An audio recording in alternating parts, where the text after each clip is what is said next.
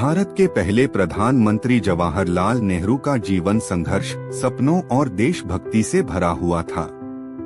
उन्हें बच्चे प्यार से चाचा नेहरू कहते थे। उन्होंने आधुनिक भारत की नींव रखी और देश को आजादी के बाद नई दिशा दी। उनकी कहानी केवल एक नेता की नहीं, बल्कि एक ऐसे इंसान की है जिसने अपना पूरा जीवन भारत के लिए समर्पित कर दिया। जवाहरलाल नेहरू की जिंदगी की कहानी। 14 नवंबर 1889 को इलाहाबाद में एक संपन्न कश्मीरी पंडित परिवार में जवाहरलाल नेहरू का जन्म हुआ।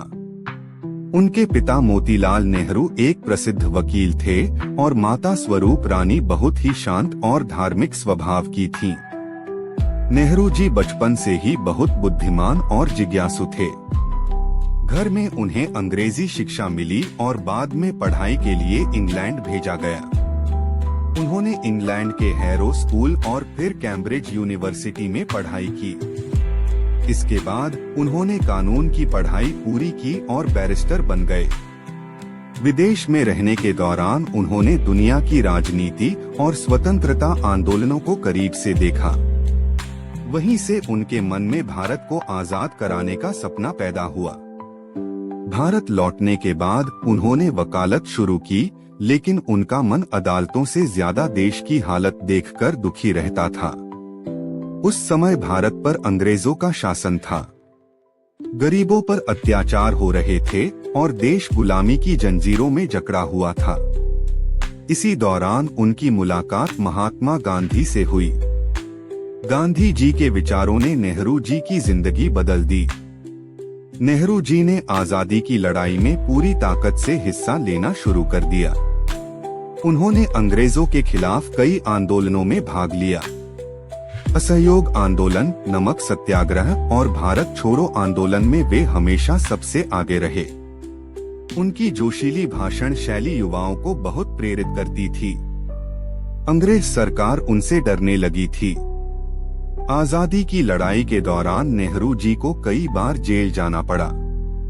उन्होंने लगभग 9 साल जेल में बिताए। जेल में रहते हुए भी उन्होंने लिखना और पढ़ना नहीं छोड़ा।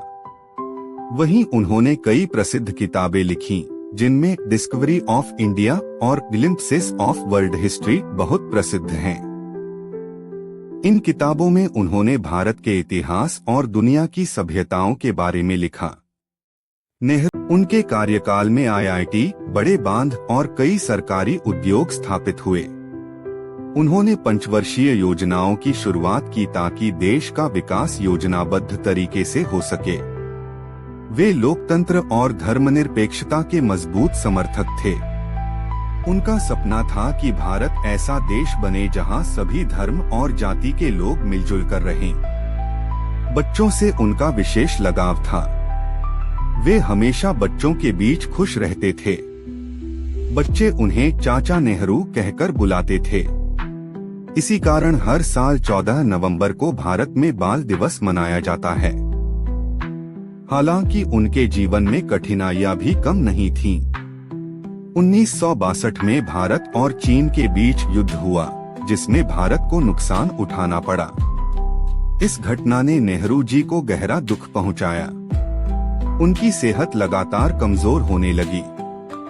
27 मई 1964 को जवाहरलाल नेहरू का निधन हो गया। पूरे देश में शोक की लहर दौड़ गई।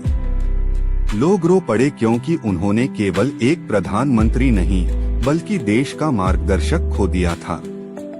नेहरू जी का जीवन हमें सिखाता है कि सच्चा नेता वही होता है जो अपने देश और लोगों के लिए जीता है।